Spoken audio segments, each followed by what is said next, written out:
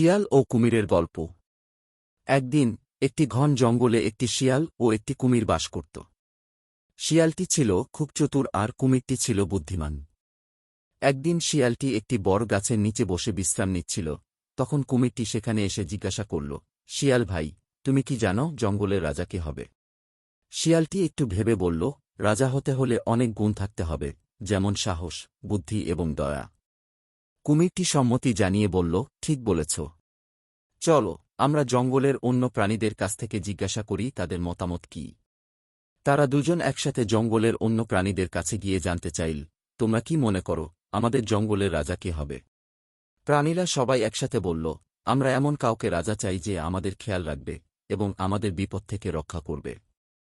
তখন শিয়ালটি বলল, আমরা সবাই মিলে রাজা বাছাই করার জন্য একটি প্রতিযোগিতা আয়োজন করতে পারি। কুমিরটি সম্মত হয়ে বলল, এই প্রতিযোগিতায় যে সবচেয়ে ভালো কাজ করবে সেই হবে আমাদের রাজা। প্রতিযোগিতা শুরু হল।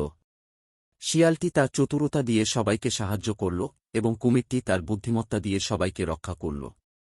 সব প্রাণী মিলে দেখল, শিয়াল আর কুমির দুজনেই তাদের রক্ষা ও সাহায্য করতে পারে। সবাই একসাথে বলল, আমরা দুজনকেই আমাদের রাজা হিসেবে চাই। শিয়াল আর কুমির তখন বলল, আমরা একসাথে এই জঙ্গলকে রক্ষা করব এবং সবাইকে সাহায্য করব। সেই দিন থেকে শিয়াল ও কুমির একসাথে জঙ্গলের রাজা হল এবং সবাই সুখে শান্তিতে বাস করতে লাগল।